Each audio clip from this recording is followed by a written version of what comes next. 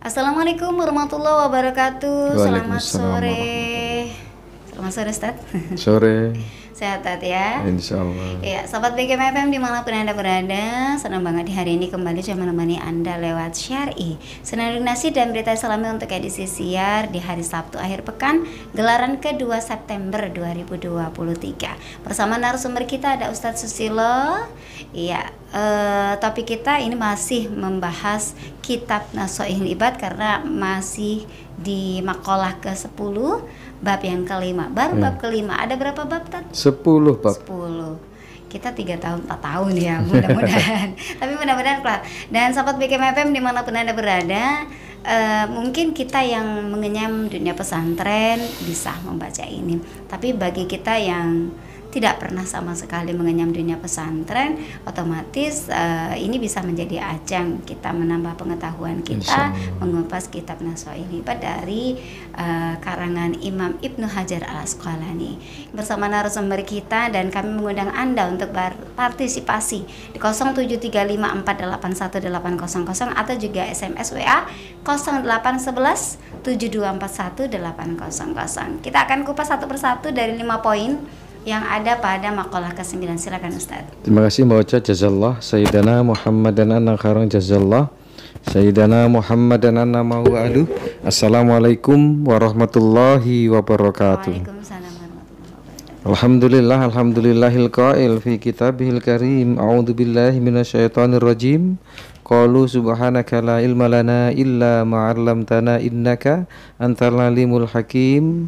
Wassalatu wassalamu ala sayyidina Muhammadinil qail man nasiya sholata alayya nasiya tariqal jannah wa ala alihi wa ashabihi wa mawalah la haula wala quwwata illa billah. Wa ba'du, kaum muslimin dan muslimat pendengar setia Radio BKM dimanapun Anda berada, kita akan sampai pada makalah yang ke-10 dari bab Al-Khumasi, bab yang kelima. InsyaAllah sore ini selesai. Dan seperti biasa kita akan baca Al-Fatihah satu ulang agar ilmu kita muwasalah kepada muallif hadal kitab dan musyarrih hadal kitab. Karena bagaimanapun keduanya ini akan menginspirasi kita saat membaca kitab ini. Karena ada kadang kalimat yang ketika kita baca tanpa syarahnya itu kita nggak paham. Nanti kita akan tunjukkan bahwa perlu disyarah oleh ulama juga. Ilmu itu perlu disyarah, perlu dijelaskan oleh ulama yang sekaliber dengan penulisnya. Insya Allah. Berdemikian. Pendengar BKM di mana berada, mari kita baca Al-Fatihah untuk kita semua yang hadir, walaupun hanya sekedar mendengar suara ataupun yang hadir di studio. Semoga kita diberkahi semua dan akhirnya kita mendapatkan posisi mutakin di mata Allah. Ala hadzini as-salih wal mu'allif hadzal kitab al-musyarrih hadzal kitab wa ala manabi salafuna salihun ajarakumullah. Al-Fatihah. A'udzubillahi minasyaitonir rajim. Bismillahirrahmanirrahim. Alhamdulillahirabbil alamin. Arrahmanirrahim. Maliki yaumiddin. Iyyaka na'budu wa iyyaka nasta'in. Ihdinas siratal mustaqim. Shiratal ladzina an'amta 'alaihim ghairil maghdubi 'alaihim waladdallin. Al-maqalah al-ashirah. Makalah yang ke-10, Anil Hasan Al-Basri rahimahullahu ta'ala annahu qol. Dari Hasan Al-Basri. Hasan Al-Basri ini termasuk tabi'ut tabi'in. Beliau hidup dan pernah melihat orang yang melihat sahabat. Insyaallah beliau tabi'ut tabi'in. Dan Hasan Al-Basri ini hidup sezaman dengan Rabi'ah Al-Adawiyah. Maka orang-orang yang seperti ini memang luar biasa. Kalimatnya luar biasa. Dan beliau mencuplik apa yang terdapat di dalam kitab Taurat, karena mereka juga membaca kitab Taurat. Maktubun fit Taurati khamsatu ahrufin.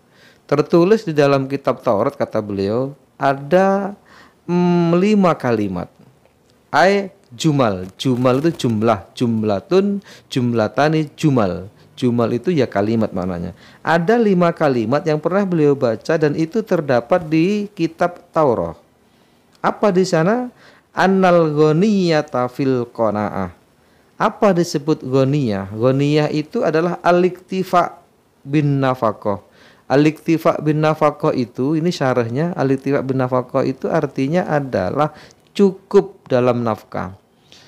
Ghani itu disebut kaya, atau dalam bahasa yang lain cukup nafkahnya. Kenapa orang merasa nggak cukup? Sebenarnya cukup, tapi karena keinginannya lebih banyak dari apa yang dimiliki, maka seakan dia miskin. Dan miskin itu bukan tidak punya apa-apa. Miskin itu adalah ketika dia punya hajat, hajatnya nggak kesampaian, itu miskin. Boleh jadi orang kaya itu justru miskin. Kenapa? Hajatnya banyak banget dan belum terrealisasi hari ini. Orang yang hajatnya sedikit itulah orang yang kaya. Dan orang yang hajatnya sedikit itu disebut qanaah. Apa sih qanaah? Qanaah itu adalah ar-ridha bil qismah. Ridho dengan pembahagian. Bahagian kita hari ini ya segini. Meskipun kita kejar, barangkali memang target bahagiannya segitu. Boleh jadi kita punya target hari ini harus mencapai 2 juta, belum tentu. Boleh jadi hanya 500. Boleh jadi justru target kita hari ini 3 juta, dapat 5 juta. Kenapa kok lebih? Barangkali ada sesuatu yang urgent yang Allah berikan lebih. Oh, ternyata di malam hari ada tetangga yang minta pinjem duit dan lain sebagainya. Itu sudah dalam kerangka kismah. Kismah itu pembagian. Siapa yang membagi? Allah Subhanahu wa ta'ala. Orang yang ridho dengan pembagian Allah, itulah orang yang kaya. Orang yang ridho dengan pemberian Allah hari ini dan dia kemudian qanaah dengan itu, dia menjadi orang kaya. Wasukunul qalbi, dan hatinya itu tetap tidak yataza'za. Yataza'za itu bergelora. Keinginannya selalu ingin yang lebih. Hari ini targetnya 1 juta, sudah dapat 1 juta itu bisa menjadi 2 juta targetnya. Wah, ini masih pagi nih, target 2 juta gitu kan. Ini sudah saat nyangkul sudah dapat 1 peta nih ya, 2 peta padahal sudah waktu asyar tiba. Akhirnya 2 peta loh, kok belum selesai? Selesaiin sampai maghrib, begitu maghrib baru selesai. Ini target yang dilumuri oleh nafsu. Dan itu berarti bukan qanaah. Dan bukan hanya itu saja sebenarnya. Analogi untuk orang nggak puas itu banyak. Bukan hanya pada rezeki, pada capaian ritual, pada capaian ibadah. Ibadah itu juga nggak boleh secara nafsu, Mbak. Misal memaksakan diri malam harus bangun, padahal besok itu harus bekerja. Ya bangun, tapi bangunnya itu setelah tidur cukup.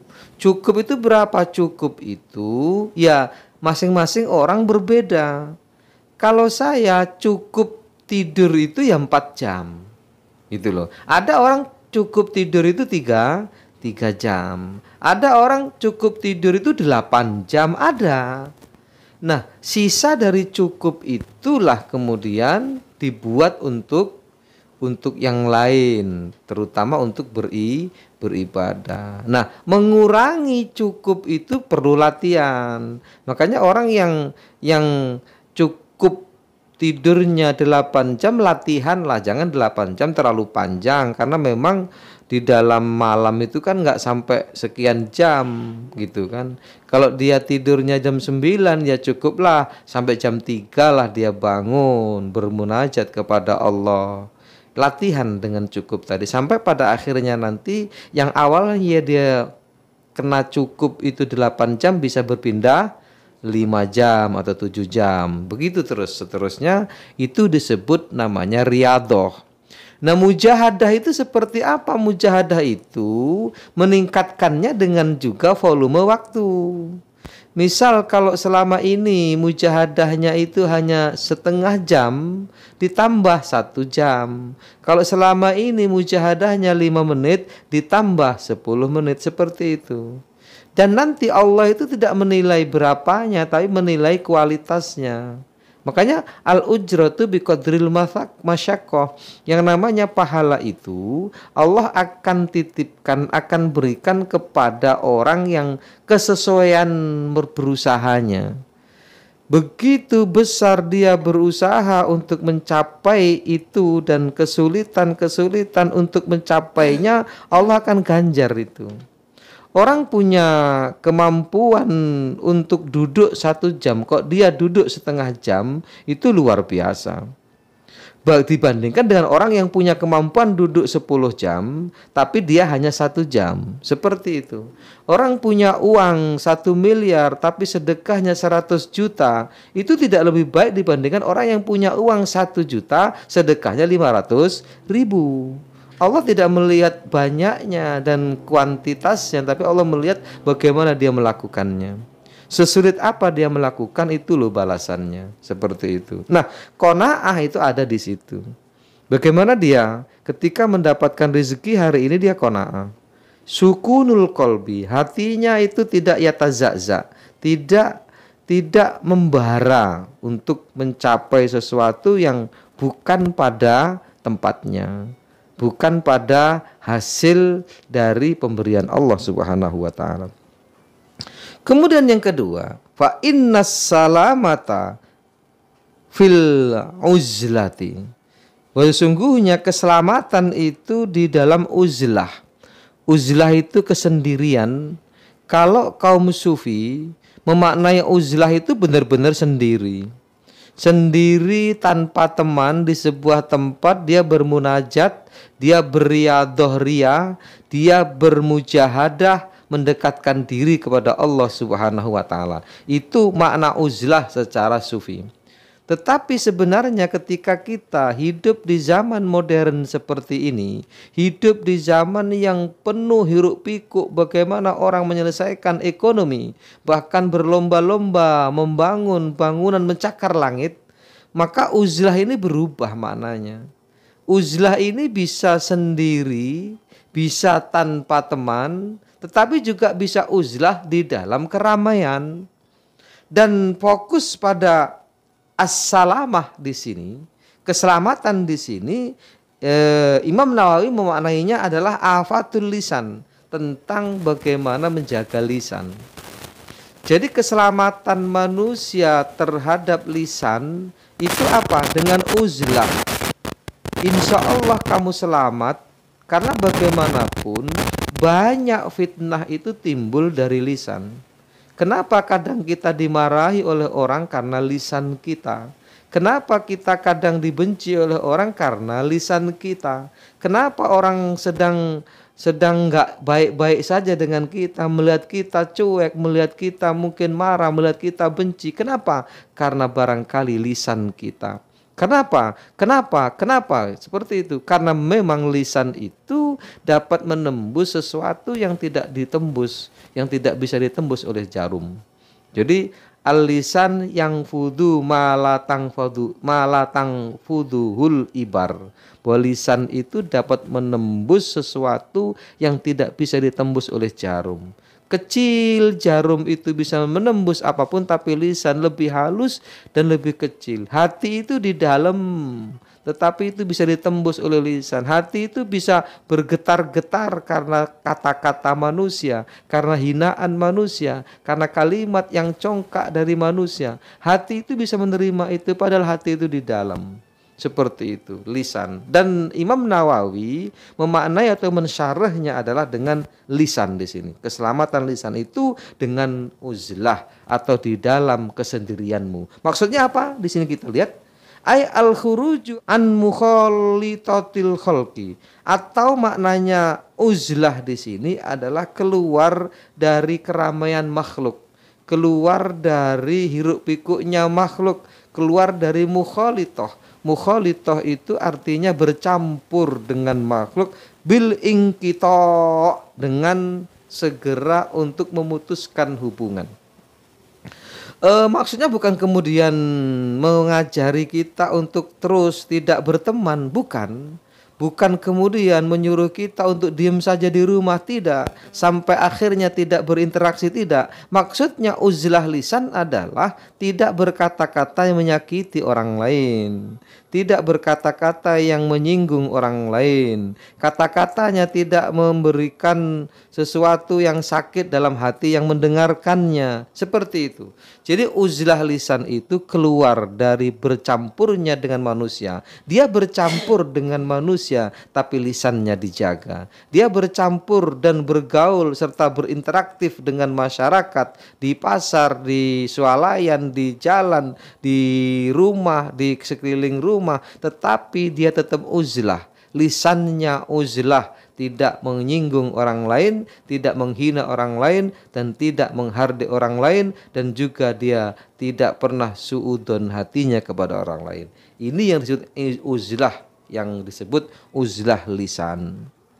Kemudian yang selanjutnya, fa innal hurmata au ay al uzmata fi wafdhish syahawat. Dan sesungguhnya kehormatan atau keagungan manusia di mata Allah itu adalah bagaimana dia bisa meninggalkan syahwatnya, menguasai syahwatnya, fi tarkiha, atau bagaimana meninggalkannya. Maksudnya apa? Bahwa manusia dulu di awal-awal radio BKM dan di awal-awal kita siaran itu sering saya sampaikan ada namanya analisa kemanusiaan. Dan dalam analisa kemanusiaan itu kita dibekali syahwat. Syahwat itu memang ada dalam jiwa manusia. Syahwat itu diberikan dan dititipkan kepada manusia oleh Allah bukan untuk merendahkan manusia, tapi justru ingin meninggikan manusia yang pada akhirnya menjadi manusia sempurna. Nah, kesempurnaan manusia itu bisa mengendalikan syahwat. Syahwat itu apa sih? Ada dua, syahwat perut dan syahwat bawah perut. Dan manusia memang sulit mengendalikan itu. Perut itu untuk kelangsungan hidup yang namanya manusia, dan bawah perut itu kelangsungan hidup yang jenis manusia. Artinya ketika keduanya ini tidak direalisasikan, maka punahlah manusia. Dan manusia akan habis. 100 tahun orang tidak mengurusi perut dan bawah perut, maka manusia akan habis. Manusia akan punah. Makanya kemudian itu di-manage, itu dikendalikan oleh apa? Yang mengendalikan siapa? Yang mengendalikan apa? Yang mengendalikan adalah agama. Maka perlu di situ adanya agama. Yang mengendalikan syahwat adalah agama. Bagaimana caranya tadi?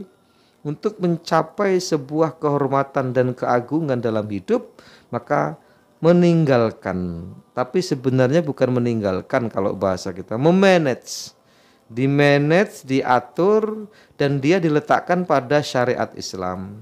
Makan ya makan, jangan berlebihan, jangan saya makan yang haram, seperti itu maksudnya. Syahwat iya, tapi jangan berzina, jangan melampiaskannya kepada yang bukan tempatnya. Ketika melampiaskan pada tempatnya, maka akan mendapatkan pahala. Dan kebalikannya, ketika syahwat ini diletakkan bukan pada tempatnya, maka dia akan berdosa. Seperti itu. Kemudian selanjutnya, wa inna tamattu'a fi ayyamin tawilatin. Dan sesungguhnya tamattu itu keindahan, tamattu itu menikmati yang nikmat-nikmat. Tamattu itu artinya adalah kebahagiaan yang tanpa batas. Tamattu itu artinya mempersilahkan hati untuk terus bahagia. Itu tamattu namanya. Dan tidak ada tamattu yang sempurna kecuali di mana di sini, fi ayyamin tawilah, di hari-hari yang panjang. Nah, pendengar BKM dimanapun Anda berada, sebenarnya yang saya sampaikan tadi bahwa ini kalau nggak disyarah bingung kita. Apa maknanya hari-hari yang panjang itu apa? Engkau tidak akan mendapatkan kebahagiaan kecuali di hari-hari yang panjang. Misal ada kalimat seperti itu, apa maksudnya, Mbak? Bingung kan kita? Maksudnya apa? Hari-hari yang panjang itu apa? Nah, makanya kitab ulama itu perlu disyarah oleh ulama yang sekaliber dengan penulisnya. Nah, ini Ibnu Hajar al-Asqalani menulis seperti itu, tanpa syarah. Ketika kita baca bingung, maka Imam Nawawi al-Bantani mensyarah kitab ini, gitu loh. Apa syarahnya? Ayyamun tawilah adalah fil akhirati ay fil jannah. Jadi hari-hari yang panjang itu disyarah oleh Imam Nawawi adalah akhirat. Akhirat atau surga. Jadi gini loh pendengar DBKM dimanapun Anda berada. Sebahagia apapun di dunia, sepanjang bahagia apapun di dunia, jenengan bahagialah dari lahir sampai mati bahagia. Tapi nggak mungkin ya Mbak ya. Nggak mungkin pendengar kita mau bahagia dari lahir sampai mati itu nggak mungkin. Sudahlah nggak mungkin. Karena memang manusia dikasih atau dihidupkan di dunia ini untuk tidak bahagia. Bahagia ya bahagia gitu saja. Nanti pada saatnya akan sedih. Nggak mungkin bahagia itu. Oke, semua bahagia. Dari lahir sampai kematian bahagia. Itu tidak sebanding dengan tamattu fil akhirah. Fi ayamin tawilah tadi, panjangnya panjang banget. Tanpa batas. Kalau bahasa kerennya itu selawas-selawas. Kebahagiaan yang hakiki, kenikmatan yang hakiki, menikmati kenikmatan yang hakiki, menikmati hidup yang hakiki, menikmati sepanjang hidupnya yang hakiki, ya di surga. Apa yang disebut oleh Taurat yang dikutip oleh Hasan Al-Basri adalah ayyamun tawilatun, yaitu hari-hari yang panjang. Kenikmatan yang sesungguhnya di hari-hari yang panjang itu. Maka jangan bayangkan bahagia di dunia, enggak ada. Kebahagiaan di dunia itu enggak akan ada. Ya bahagia menurutmu, seneng-seneng sebentar, besok sudah akan berpikir tentang tidak bahagia. Hari ini kita bisa joget-joget, hari ini kita bisa nyanyi-nyanyi, besok akan ada kesedihan. Jangan terus-terusan bernyanyi, jangan terus-terusan karaoke, jangan terus-terusan seneng, karena dunia bukan tempat seneng. Seneng yang engkau rasakan hari ini, itu kamuflase saja, just lipstick only. Hanya lipstick saja kebahagiaan yang kita terima hari ini. Besok akan ada momen-momen engkau akan bersedih dengan ulah anak barangkali, dengan ulah suami barangkali, dengan ulah tetangga barangkali, akan mendapatkan itu. Kenapa ada sedih? Karena ada bahagia. Kenapa ada senang? Karena ada susah, gitu loh. Dan seterusnya.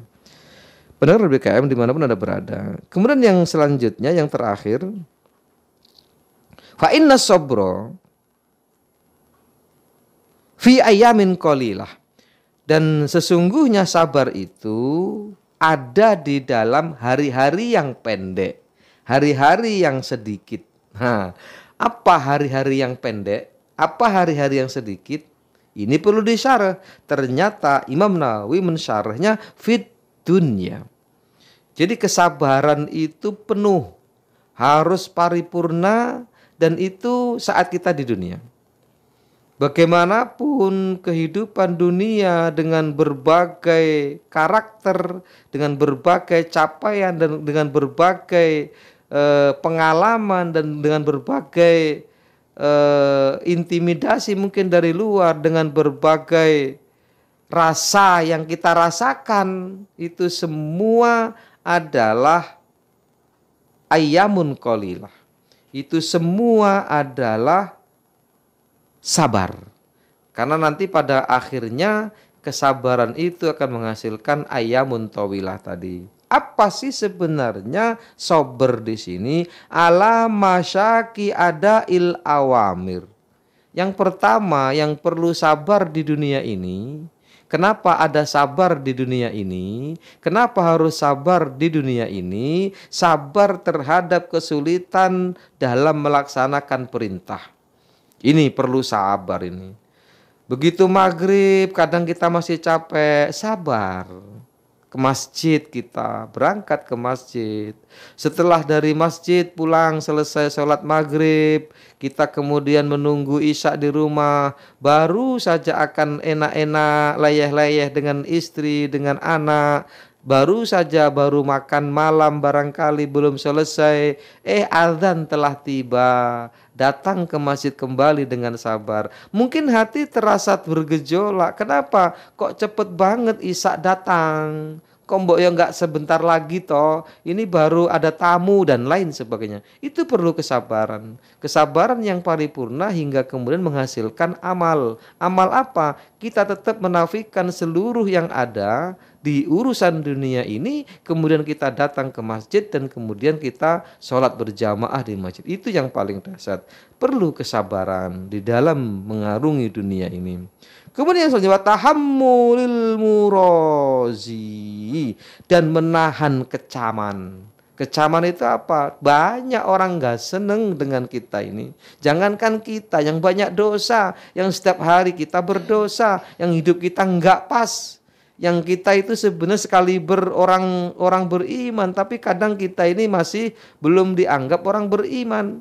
Tetangga belum tentu senang dengan kita selalu ke masjid. Tetangga belum begitu senang mungkin dengan kita yang terlalu berbuat baik. Belum tentu. Rasulullah itu kurang apa? Manusia maksum yang tidak bisa diukur dengan kita, yang kehidupannya dijamin yang lalu dan yang akan datang, dosanya diampuni, surga diharamkan bagi seluruh nabi. Jangankan kok manusia, seluruh nabi diharamkan masuk surga kecuali Rasul Muhammad SAW memasukinya, membuka pertama kali surga itu Rasulullah. Manusia yang seperti itu saja masih disalahkan oleh banyak orang, masih dimusuhi oleh banyak orang, masih diinginkan kematiannya dan lain sebagainya, masih dihina hampir setiap hari. Bahkan sampai hari ini masih banyak yang menghina Rasulullah, yang menghina dan mengecilkan Rasulullah. Sampai hari ini masih ada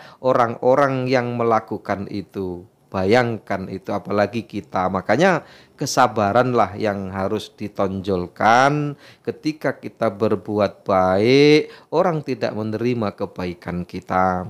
Ketika kita berbuat baik, beramal soleh, oleh orang dinilai sebagai hal yang negatif. Ketika kita sudah pas menjalankan syariat, orang kok kemudian tidak mengikuti kita, bahkan mencibirkan kita, itu kita tidak usah untuk bertengkar. As-sabru itu lahirnya nanti justru fi ayamin qalilah, dan ayamin qalilah itu adalah dunia, dan kalau dia bisa sabar maka nanti tetap balasannya adalah surga, jannatun naim. Yang selanjutnya wajtina bil manahi, menjauhi yang dilarang. Menjauhi yang dilarang itu juga perlu kesabaran. Melaksanakan perintah perlu kesabaran. Kemudian menahan kecaman juga perlu kesabaran, dan meninggalkan yang dilarang juga perlu kesabaran. Semua itu adalah perbuatan yang di dunia atau fi ayamin qalilah, insyaallah.